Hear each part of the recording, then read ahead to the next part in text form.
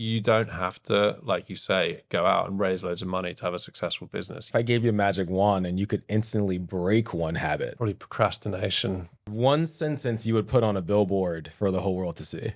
Maybe like work hard in silence and let success do the talking. It's so hard to drive yourself to do these things. So, You still have to ask yourself, is this the right horse that I'm riding? yeah, you do, yeah. But actually, there's opportunity everywhere. You've got to take it. So I said to him, look, like, if you give me half this business, I'll turn it around. I'll make it make money, basically. And he kind of just said, fuck it, why not? Nick, welcome to the show, man. Thank you. Good to be here. So you just told me this right before we started filming, but you've never been on a podcast before. I have not. This is first time. So yeah, All right. I'm trusting you here. It's surprising to me because you run one of the more, from as far as I know, one of the more popular bar chains in the UK. So I'd imagine people have asked you to be on shows in the past. Yeah, I've definitely been asked before, but I've never found the right occasion. But here we are. So yeah, it's cool. It's exciting. Well, I feel special. Yeah, you should. Yeah, I feel special. You should. You're a special guy, Brian. Thank you, man. Thank you. So I want to go back because there's so much about your background that I just don't know. I know you started the bar chain in 2012, right? And then I asked you right before we started, how much did you start it for? Yeah. You know, what's the story? And you were saying it's actually a really unique adventure that you went on. So I want to hear a little bit about that. Just to give you a little bit of background. So before I started the business, I was working in the nightlife industry, obviously.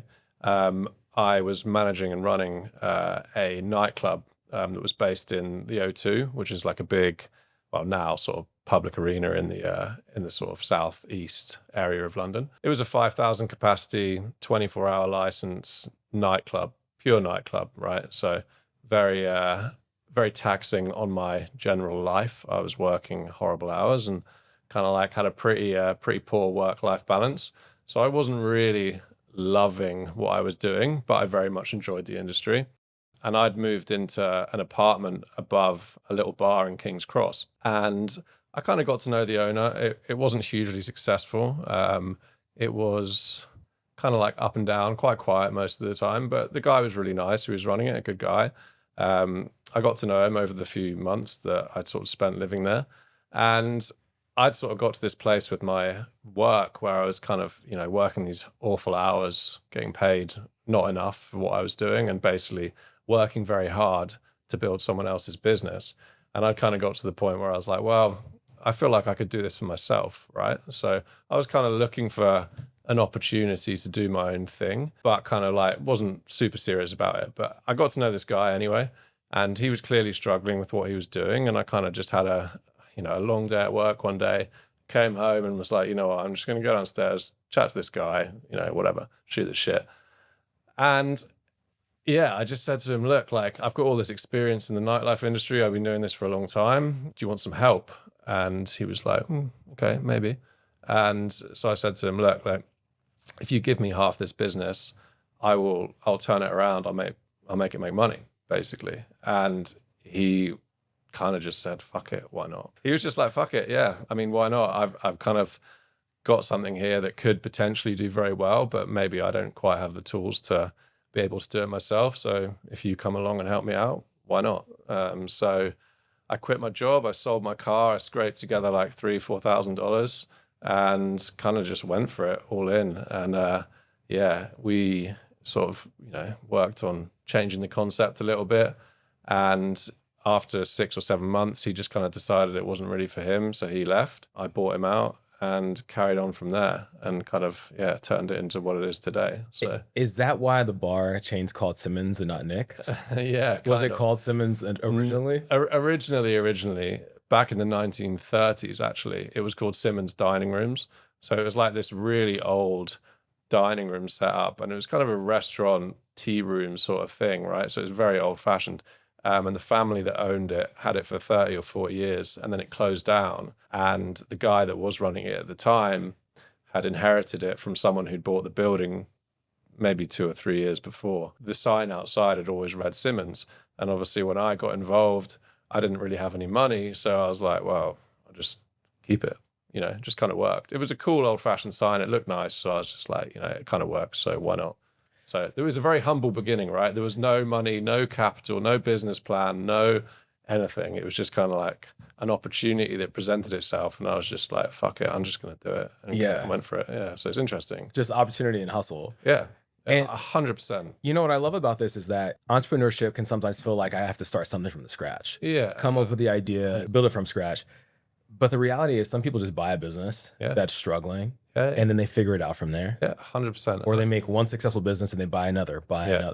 And it seems like your path wasn't, let me start something brand new, go find a lease. You found something that was struggling and you jumped right into it. Yeah, that's exactly it. And I feel like, honestly, that's my sort of area of expertise. I think I'm a problem solver and a kind of a person that can take something and really run with it and kind of work out what needs to be done to fix it and turn it around, rather than someone who's going to sit there and be super creative and come up with all these crazy ideas and then execute it. So yeah, it's interesting. I also love it because I've been asking myself sometimes what type of entrepreneur I am. Yeah. Like, you know, there's a 0 to 1. When I used to be in product management, there was always a 0 to 1 product manager. Then there are the product managers that can turn a business around or scale something out. And I think part of the challenge in life is figuring out what type you are and then definitely that. Playing to your strengths and just working out where you fit in this kind of like whole machine. Because there's some people that are way better at sitting and thinking of ideas, but then they're terrible at executing them, right? But there's others who are terrible at coming up with ideas, but you give them like a little bit of something to work with and they can run, right? And they're amazing. So there's two different types of personalities.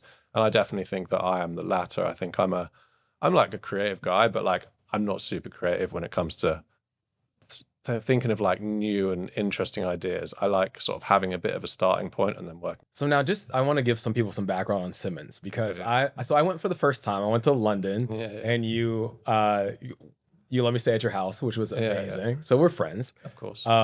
And then you told me to go check out one of the Simmons Bars in Soho. And I had no idea what it was because I have a very US experience of what a bar is. I knew you owned a bunch, but I didn't know what they were. Yeah. It is drastically different than anything I've seen in the US. It is, yeah. It's different from anything else in London too, but like night and day between what a bar might seem in the US. Can you kind of explain what makes Simmons so different and why you were able to scale it to 20 plus locations? Sure. Yeah, I think especially at the time that it was started, the market was saturated with very kind of like high-end, quite pretentious bars, right? That catered for those who maybe thought they were like a little bit fancy. You know, they kind of go there with their shirts and shoes or, you know, fancy dresses or whatever. So it didn't really cater for the like everyday working person that was kind of leaving work at like 5, 6 p.m. and just wanted to go somewhere for a quick drink, socialize with their friends and just kind of hang out, right? So there was a bit of a gap in the market, I think. Pubs kind of fulfilled it in certain ways, but pubs had a little bit of a sort of stigma at the time that was kind of a bit old fashioned and kind of like, you know, maybe not quite so interesting or cool for like a 20-something-year-old person to come and sort of hang out in. So there was definitely a gap in the market.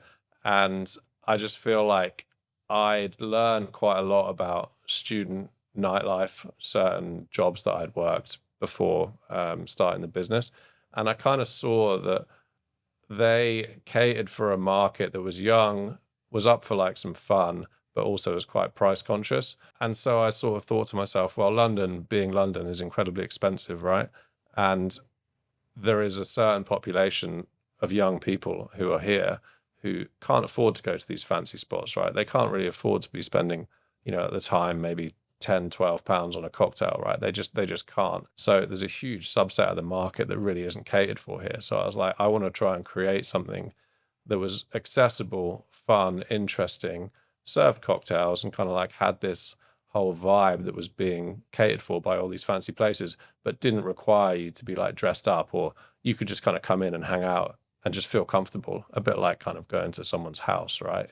Yeah, I just saw that there was a gap there and kind of like took all these elements that I'd learned from other places that I'd worked and tried to apply them to what I was doing. But like I said, there was no real business plan. I didn't really have an idea. I was just kind of like making it up as I went along and kind of just, making shit work. You know, there was no plan, honestly. And honestly, it feels like that when you're inside the bars. Yeah, it is. Because it feels like someone's some 40-year-old guy's garage. Yeah. There's like a random sign here, a random sign there, and it just all pulls together into this environment that people feel comfortable. Yeah, but that's it. And there's a lot of nostalgia in there, and it is all about, I mean, hospitality in general, no matter what part of it, is all about making people feel comfortable, right? There's like an element of inviting someone into your space, and if they feel comfortable, they'll stay, right? And they'll have a good time, and they'll enjoy themselves, and they'll spend money. And so I feel like with what we did, there was elements of like that home kind of like, yeah, like you say, like weird, like grandma's living room or like a 40-year-old guy's garage or whatever it might be, that kind of like all came together in one space and just made people feel like, oh, okay, I get this. I've seen that, weird painting before. I've seen that lamp at my grandma's house, or I've seen, that neon sign down, wherever they might have seen it. So it just kind of like created this environment where people felt a bit connected, and they also felt comfortable and kind of relaxed. So yeah, it was interesting, and no one had really ever done it at the time. And now you see it everywhere, honestly. There's all sorts of neon signs, random teapots, and fucking all sorts when you go into most bars in London these days. So they're just trying to rip off of you a little bit. I mean, everything's a rip off. Everyone copies one another. I'm definitely not saying we did that first, but we definitely did it in that sort of market before a lot of others did. Okay. I think that, but drinking culture in the UK is just hands down different from drinking culture. Very different. In the US. I remember my first day in Soho, driving around in the Uber, trying to get to the house. And I just saw all these people at 5 o'clock drinking on the street, having beers on the street. And I was like, what is wrong? Are they waiting to get in? And they drink beers until their table's ready. And no, that's just what they do. Yeah. That's just what they do. And now I'm curious, like all the Simmons bars are still based in the UK right now. They are, yeah. And have you not thought about taking some private equity money and trying to expand it into a market like the US? 100%. Yeah, I've thought about it a lot, but having spent a lot of time in America, I understand that the two markets are totally different. And like you say, like people drink very differently in the UK, or especially in London, to how they do in America, but say specifically Los Angeles, where we are, the drinking culture is night and day. And I think Americans will generally leave work, maybe go home, but then if they are going to go drinking, involve food in some way or another. Where in the UK, and especially in London, no one really cares about food. They'll just go and drink for hours and hours and hours, and then maybe get a train home at 11 p.m. and they're done. So it's just two different ways of working, and yeah, they're both very different culturally, and yeah, just from like just a general relationship with alcohol, I think they're just two different personalities. So the food thing is, you were able to expand pretty quickly. I think you said, how long was it before starting your first bar and having the second one? So first bar and second, I think there's probably about 6-7 months between the two. So I knew from the very beginning that I wanted to obviously make a success of the first one, but scale as quickly as possible, because, I saw it as a business opportunity as well as like a lifestyle opportunity and everything else that comes with it. So my aspirations were sort of, way beyond just having a single small bar in King's Cross, right? I wanted to, scale it and build something and, make some serious money out of it at some point, hopefully. So that was my original goal. And so did you start the other ones too, or you went and found more distressed bars and like tried to repeat the same process? These ones, it was a mix, but generally, like, we found a new space, or like a space that had previously been a bar or a restaurant or something similar, and then took it over and turned it into what we had created in the first venue. So it was kind of a similar-ish process, but most of these businesses had been shut down or so distressed that the owner was having to sell or whatever. So it wasn't like we were taking on anything that they had created. We just kind of like took the lease for the building and then scrapped whatever was there, refurbished it, and then reopened it as a Simmons. If you had to serve food, like you just said, you would have to in the US,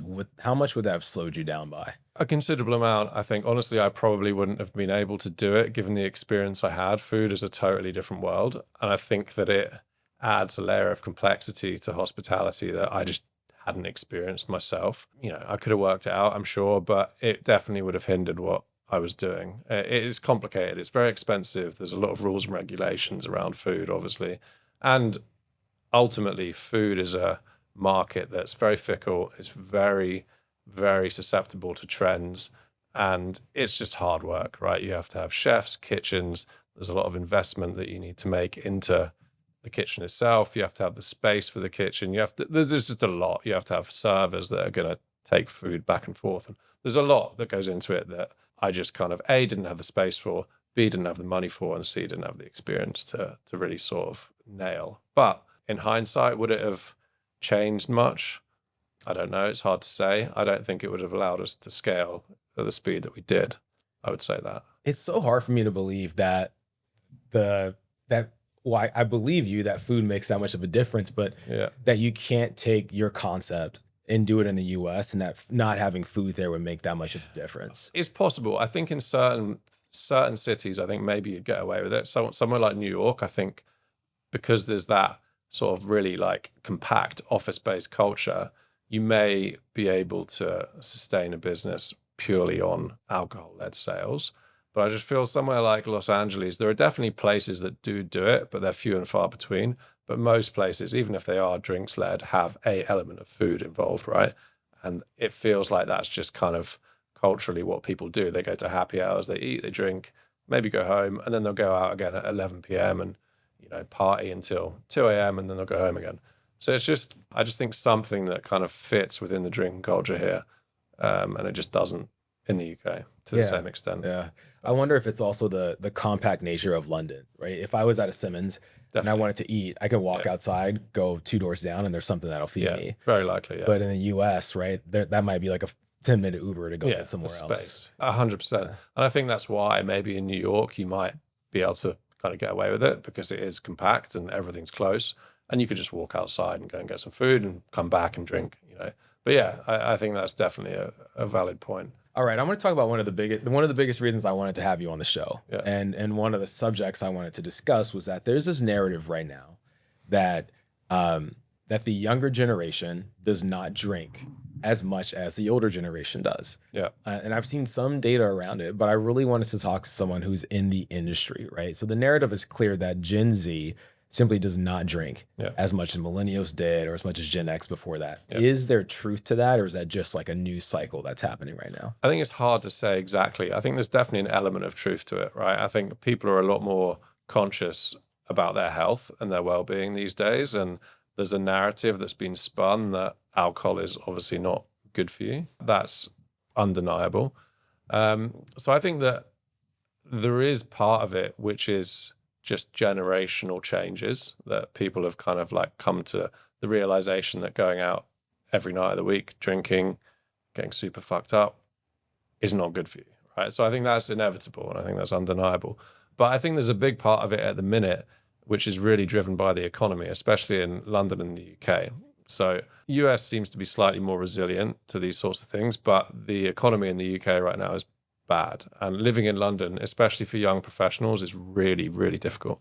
And the cost of living is super high, and their ability to really do anything beyond their basic means is really, really limited. So obviously going out drinking or eating or partying or whatever kind of like comes at a price, right? It's expensive to do, especially nowadays.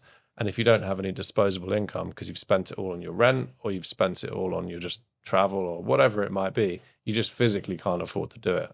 So I think there's an element of both that is happening right at this particular point. And so it's quite hard to dissect exactly what is going on. But I think there's an element of people just being more conscious of their health and not really wanting to drink as much as they maybe had in the past. I think there's also an element of everything that happened with the pandemic that will have had an impact, because a lot of these kids who are, 16, 17, 18, whatever, well, in this country slightly different, but in the UK, at that age, they will have been trapped indoors for a year or two. A lot of these bars, clubs, restaurants or whatever would not have been open.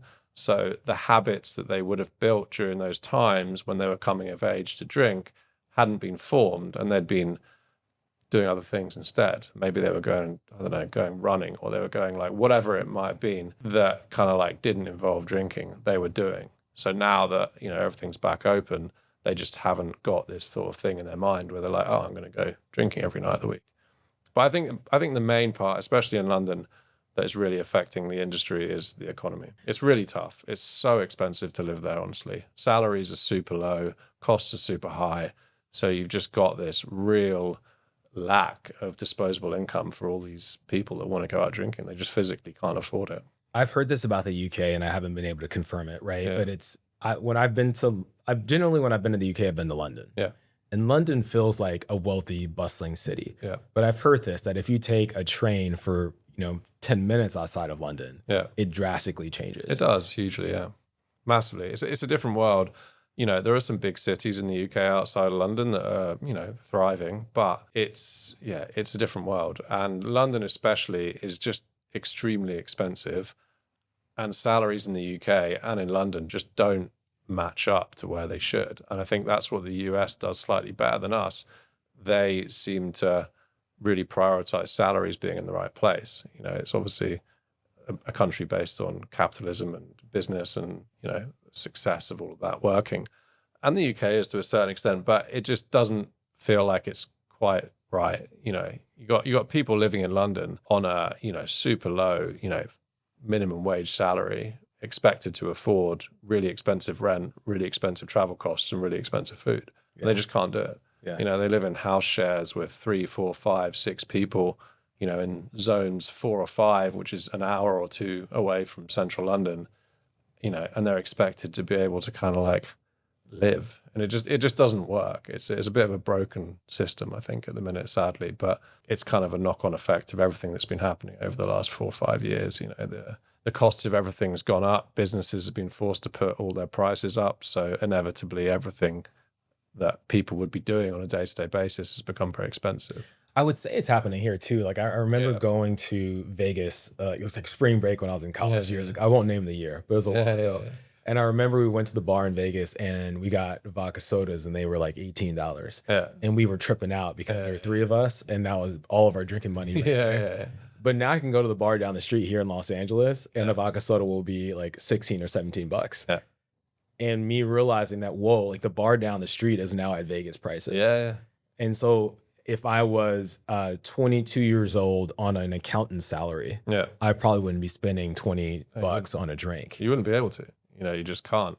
But I think, imagine that, but then reduce that salary by 30, 40%, and you've got London, right? So that's the issue. The salary brackets that you get in the UK are just so low. America will generally pay a decent amount higher. I'm not an economist. I don't know the exact details, but from my experience here and knowing people here, I know that just general salaries, especially in the hospitality industry, actually are starkly different. You're paying twice the amount probably for an employee here than you would in the UK.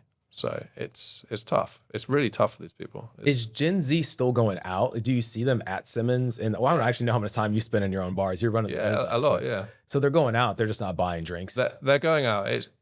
They're going out less. It's more specific, I would say. They're maybe when they used to go out 2-3 times a week after work, they would now go out maybe once, and it might be on a Thursday or whatever, or it might be on a Saturday, and it might be for like a specific event rather than just for like a casual drink. So they will still go out. They still want to socialize. I think they still want to drink, but they have to be much more thoughtful about when they do it and how they do it, right?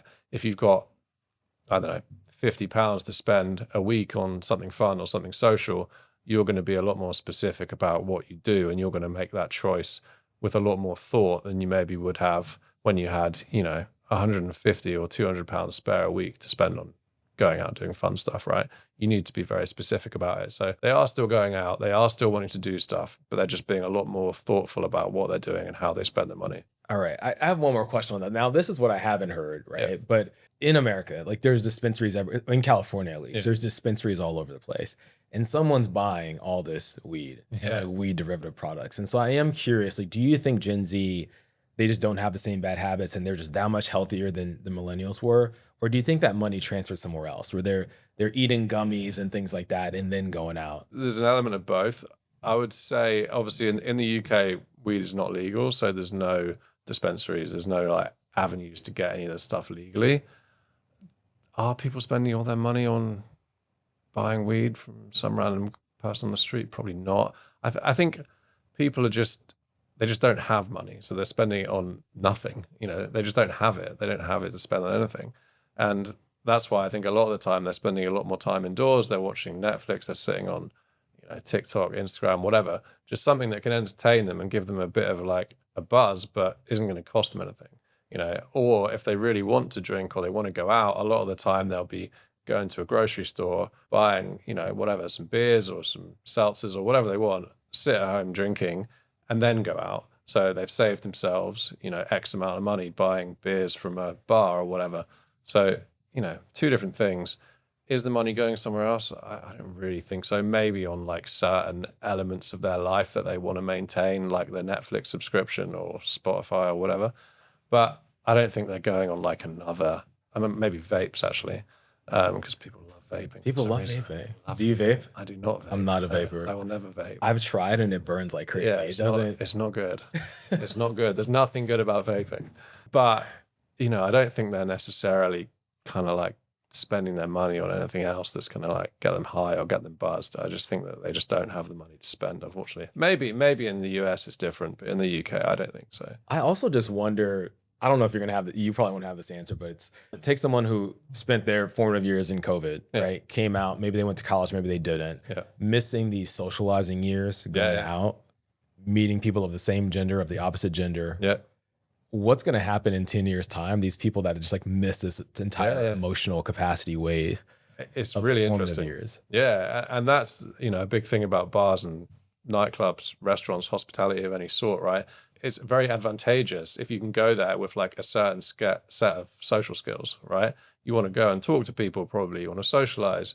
And if you just haven't learned any of these skills, because like you say, in your formative years, you were stuck indoors, it's going to be probably quite difficult to go and spend time in these places, and you're probably going to be a bit anxious about doing it, and just slightly more hesitant to go and socialize anywhere. So yeah, it's sad. It's definitely an element. There's lots of elements that have come together, and I would say that another big thing that has come out of the pandemic, which has affected London especially, is the whole work from home culture, right? So there's a lot of businesses, and it's starting to change a little bit, which I personally think is a very good thing. But there's a lot of businesses that allow people to work from home 2, 3, 4, even 5 days a week, right? So remote working has become a really big thing. Consequently, there's not actually a lot of people in central London who can then go out after work and go to a bar, go to a restaurant, or whatever they might do. So they're not physically there, so they're not actually able to casually drink or casually eat in the same way they would before. And so until that changes, I think it's going to be challenging for people or businesses to really get footfall through the door, especially during the week, where people in London don't necessarily live in central London. They don't live in Zone 1 or in Soho or Shoreditch or any of these sort of busy nightlife areas. They live further out. So for them, if they're sat at home working all day, the likelihood of them then at the end of the day getting on a train, coming into central London, going out, and then getting a train home again, is pretty unlikely unless they've got really specific plans. So it's got to impact business too, because massively. When I worked in tech in the Bay, it's not just that we were going out, the company was paying for it. Because that's how you develop relationships. And when you need legal to approve something, you just had a drink with that guy last week, so they'll approve whatever you need. So now people are missing the political aspect of business too, I think. Oh, definitely. Yeah, well, businesses are short of money, right? Their costs have gone through the roof. I mean, just from my personal point of view, our costs over the last 3 years have gone up 40%, huge numbers. So it's inevitable that businesses across the board just don't have, again, similarly, disposable income or disposable cash to be giving to employees to go and socialize, go and take people on a night out, go and take their team to a bar or a restaurant or whatever. So, from a business point of view, it's incredibly challenging as well. So it's not just the everyday customer that's struggling.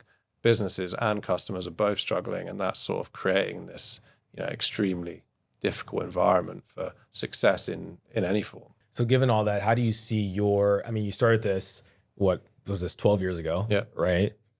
Phenomenal business today. Yeah. Right? 30+ million a year. How do you see it having to evolve over the next, 5 or 6 years, given all these pressures? Yeah, it's an interesting question. I think a lot of it will be very dependent on what happens economically. I think you can evolve as much as you want as a business, but if the economy and the industry that you're in, is not really there and is in a really challenging spot, it's going to be very hard for you to find a lot of success. You've really got to kind of like try and pivot a little bit or work out how you make your money in these tough environments. But, that's sort of where you find people that are good at what they do and are not, so, or those willing to evolve or those that are not. So, yeah, it's interesting. I think my personal plan with all of this is to see how the next 6 to 12 months unfold, see if the economy does start to stabilize a little bit, see if the drinking culture in London does start to come back a little bit naturally. And if not, kind of, go from there, look at maybe trying new elements to the business or trying to pivot slightly. But I think so much of it at the minute is driven economically that hopefully if things do start to stabilize and sort of improve, things will naturally kind of improve from a business point of view too. But it's tough. It's not an easy thing to do, to be sat there kind of like hoping for something else to happen. It isn't necessarily the best way to do things. Oh, it's brutal. It's tough. But, ultimately we're working on being as good as we possibly can and making the most of the market that is there, right? And that's all you can do. You've got to be the best at what you do. And if you are, the people that are going out will come to you and your business will still be successful. Would you say that Simmons is the best in London? I can't possibly say that. I can't possibly say that. I would say it's up there. It's up there. But, I'm a modest guy, Brian. I wouldn't want to be, I wouldn't want to blow my own trumpet. Well, look, we walked around and we saw we saw 3 different Simmons within like a 5-block area or something like that in Soho. And we thought they were all packed. Yeah, wow. They were all packed. So, okay. So magic, I'm going to give you a magic wand for a second, right? Yeah. And you can wave it. First city outside of the UK that has a Simmons, what's it going to be? It'd have to be New York, I think. I'd love to do New York.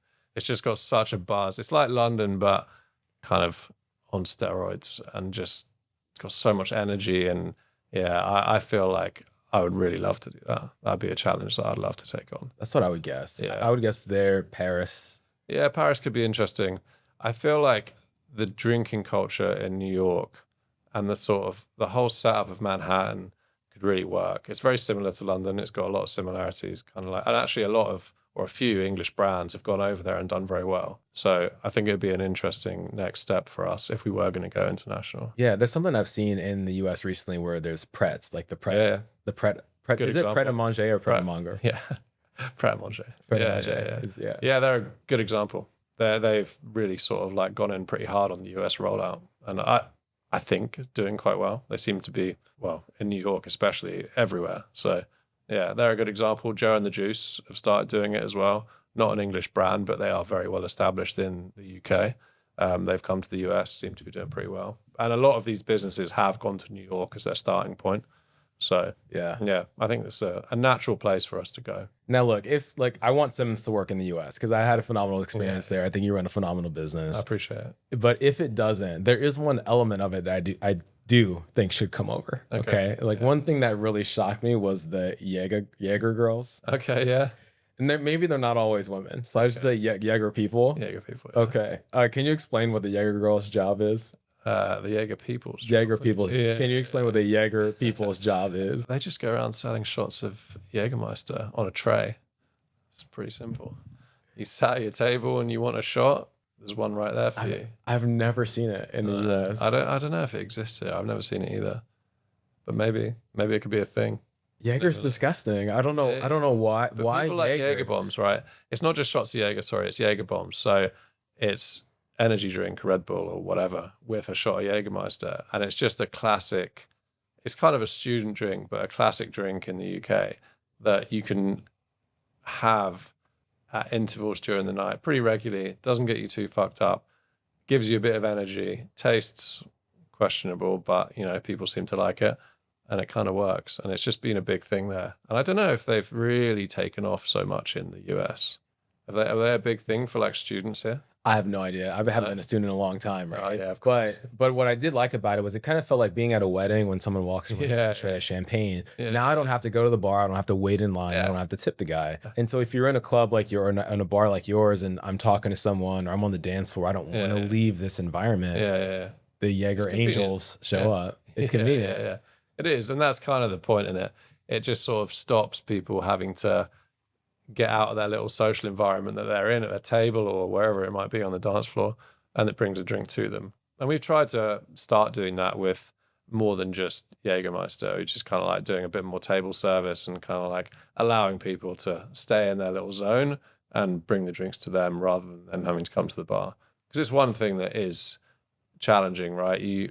you want to make the most money possible out of people. But if they're kind of like chatting and socializing and dancing or whatever they might be doing, they're not spending money. So you have to try and like drag it out of them somehow. Yeah. Every once in a while, the music, the DJ booth just goes crazy and everyone goes to the bar. Yeah. Smart. All right. I have a few, never done this before. So thanks for being on. I have a few, before I let you go, a few rapid fire questions I want you to answer. My goal is to ask this of every guest when they come on the show, because I think sometimes with these rapid ones, we'll get pretty unique insights. Okay. So look, no perfect answer for these. Just whatever comes to you is what it is. Fine. Okay. What's one non-negotiable habit that you have in your day? It's a difficult question because I'm not someone that has like shaped my career, especially my work life, through a really set sort of like group of habits or rules. But I just feel like if you want to be successful, you have to live and breathe what you do, genuinely. And if that counts as a habit, it would probably be that. You've got to be all in. You've got to be waking up in the morning thinking about something to do with your business or your goal or whatever it might be, and just living that every day. And if you're not willing to do it, you may be able to be successful. You never know. But I think you'll struggle. So yeah. Living and breathing is your habit that you've got to maintain at all times, I think. If you could, if I gave you a magic wand and you could instantly break one habit that you have, what habit would it be? Probably procrastination. I can quite often sit on things right until the last minute before I will deal with them. Don't know why. Always have. Probably always will. But it's quite annoying sometimes. But it seems to work. I work best under pressure, honestly. So I think I like naturally and subconsciously put myself under pressure in order to do things. And time pressure is a big pressure, right? So if you're last minute and you've got 10 minutes to do something, you kind of naturally push yourself harder than maybe you would if you had like an hour to do it. I think that is one of the unique things about procrastination is sometimes it feels like a bad habit, but oftentimes if you're the type of personality that thrives on drama, thrives on a deadline, you will arbitrarily create the deadline. And I think that's kind of what I do. I am like that. I feel like unless I'm really pressured, I actually don't necessarily do things sometimes. So naturally, if I am just procrastinating and kind of filling my time with something else, I then come to like a hard stop where I'm like, fuck, I actually have to do this. And so that natural pressure is there. And I'm like, okay, cool. I can do this now. It's fine. I've got some pressure. Gives me some motivation. Do you think there's anyone in the world who like has zero procrastination going on? I don't know. So I like to believe that there are, but everyone likes procrastinating, especially nowadays. You've got so much information and so much stuff that at your fingertips that people procrastinate with everything. It's so funny sometimes when I go out and I do my personal development training, one of the questions I often get is, how do you stay happy every single day? Right. How do you not have any down days? And I always respond like, what made you think I didn't have any? Everybody has down days. 100%. But we can form this idea about successful people that is like Steve Jobs was always on no matter what. He never slept in. He never missed an alarm. And I just don't. No one operates at that level of perfection all the time. I think human beings are just flawed in many, many ways, right? Inevitably. So no matter how much success someone's had, they're not going to be a perfect picture of, great habits, positivity, constantly being on. It just doesn't happen. So doesn't happen. Yeah, it doesn't happen. Okay. What's one belief you've completely flipped on in the last 5 years? That's a hard question. I know when I said rapid, I didn't mean easy. No, you didn't. I don't know if I can even give you an answer. I actually don't know. Should have really thought about this. Is there a belief that you have that's currently in the process of shifting?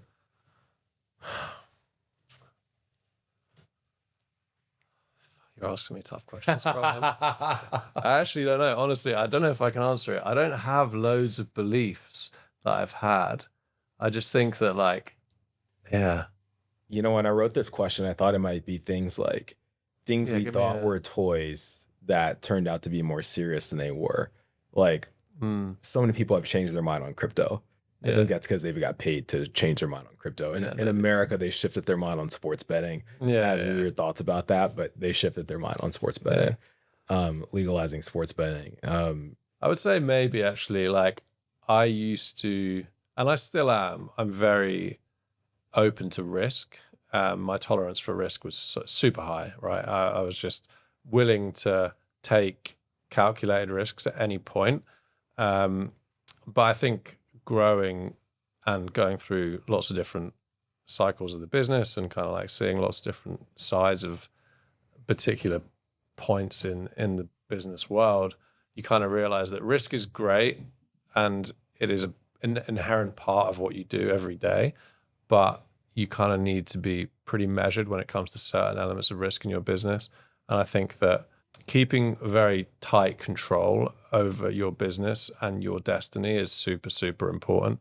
And I think that at times, historically, I maybe didn't give that quite as much precedent as I probably should have done.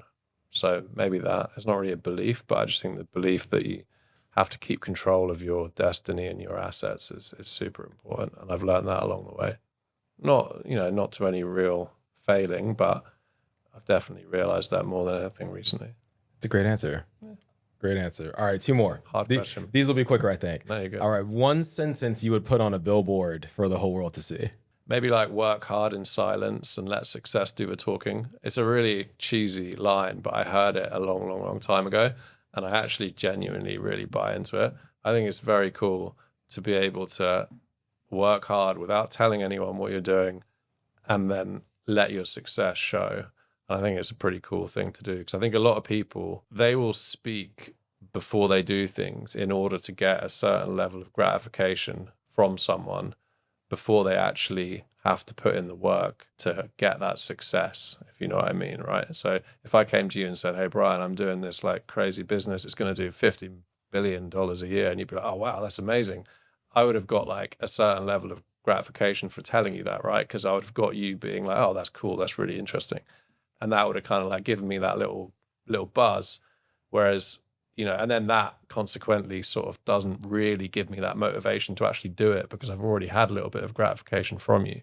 So I feel like people who work hard without telling people about it are often those that are the most successful. And I quite like that sort of motto and that way of thinking. I agree with that. The number of people I meet nowadays that say things like, it took me 4 years to pay myself for my business. Yeah. Or I didn't drive any revenue for 2.5 years before I drew my first dollar. Yeah. Right. Yeah. And then what happened to that business over the next 10 years after that made all the difference. Yeah. But they just shut up and got to work. Yeah. And I think sometimes society makes you believe that everybody went out, raised a bunch of money from Andrews and Horowitz and built a successful business overnight. And those are unicorns and outliers for a reason. Yeah, they really are. But I just think that like people are very willing to go and tell people about all their amazing things that they're going to achieve and want to do and will do and whatever. But the reality of actually getting it done is the really hard part that a lot of people aren't willing to do. So I think the more noise that someone makes, generally, the less successful they may potentially be. I think people that quietly work hard at things are going to be those that really, really succeed. I think that like the big thing that I try and like really impress on people from my personal point of view is, and I probably should have touched on it a bit more, is that you don't have to, like you say, go out and raise loads of money to have a successful business. You don't have to have this like crazy business plan. You don't have to go to like some mad business school. You just have to take opportunities as they come. And I really like to try and impress that on our staff, because the hospitality industry is seen as a bit of a dead end for some people sometimes. And, it's a tough industry to really be successful in, and there's a bit of a ceiling. But, I was just a bartender or a nightclub manager or whatever, and I managed to, just find an opportunity and go for it. I didn't have any money. I didn't have any qualifications. I didn't have anything really. And I just kind of like went for it. And I was like, I think that's quite a cool thing to be able to teach people and reassure them of as well. Because a lot of people might be in the industry and think, oh, I'm kind of a bit stuck. I'm going to have to go and do something else if I want to make a success of myself, or I want to make any real, meaningful money. But actually there's opportunity everywhere. You've got to take it. And I think it's the same with any business, And I think one of the most powerful things you said was that you picking something that you can like wake up thinking about. Yeah. And that'll drive you and push you. 100%. Is really important. And super important, yeah. And I think for us, like I spent 2.5 years like working on this non-monogamous app. It had successes. I mean, I drove thousands of members to it, right? But then when I started seeing what it took to like build the business, yeah, I don't want to go to play parties every weekend. Like there were certain deals I just didn't want to do because I didn't want to put myself in a position where now I got to go to Chicago to attend a bunch of play parties to build relationships. And I saw other people willing to do that. And I just wasn't, and then I also seeing like, well, how far are they getting doing that? And so that was a tough thing for me to ask myself, like, what is my ikigai, or what am I one of the best in the world at? And why am I avoiding that versus leaning into that instead? Yeah, definitely. And so that was a tough thing. The other thing was like the podcast was growing, but the sponsors we were getting were not sponsors I wanted to work with. Like, no, not knocking anybody whose like life dream was to make the perfect vibrator, but it's not what I wanted to get on. And I think you have to have that passion and you have to have that love for what you're doing. Because if you don't, you wake up every day and you're like, fuck me, I have to go and like hang around with people that I don't want to hang around with or talk about things that I'm not really that into. And like, if you're not in it and you're not all in and you're not passionate, it's so hard to drive yourself to do these things because you have to be willing to go the extra mile. You have to be willing to like do the extra hours, stay up all night, go and get up early, whatever it might be. You have to do it. And if you don't, you probably won't be successful. And if you don't have that like determination and drive and passion for what you do, you're in a tough spot. You are. And I think we have to, like, young entrepreneurs especially have to learn, like, there's resilience and then there's just like crazy. Yeah. And you will, if you're a resilient person, you will be resilient at whatever you apply yourself to. Yeah, 100%. You still have to ask yourself, is this the right horse that I'm riding? Yeah, you do, yeah. Right? And I see this with like young entrepreneurs, they chase the new shiny thing, right? Yeah. It's like, oh, AI is hot, I'm gonna go jump into AI. Yeah. 6 months ago, you were in crypto. Before that, you were running a 3D printing business, you know? Like, what do you give a shit about? And go build that thing. You have to love what you do. And if you don't, it's gonna be a tough road. So yeah. I just think that it's a point that is worth making to people, is that you don't have to have this like really generic setup in order to be successful in business. You know, you can be whoever you want to be, but if you love what you do and you're willing to go all in and you just take opportunities as they come, there's every opportunity to be successful. So I just think that people need to be aware of that more and need to kind of like be willing to take those risks and take those opportunities when they're there, rather than being scared or being worried that it's not going to work out. Ultimately, who cares if it doesn't work? Cool, go and do something else. Let's end it there, man. Thanks for coming on today. Of course, yeah. Thanks for being the first guest on the new show. Yeah, it's an interesting experience. Yeah, I'd love to have you back as you expand to the US. As things keep shifting. Or if in a year, all of a sudden Gen Z's drinking more than any other generation before them, you know, we'll talk about Marcus it. Fly. I'll put some money in Simmons US. Yeah. Sounds good. Thanks for coming on, man. Of course. Thank you.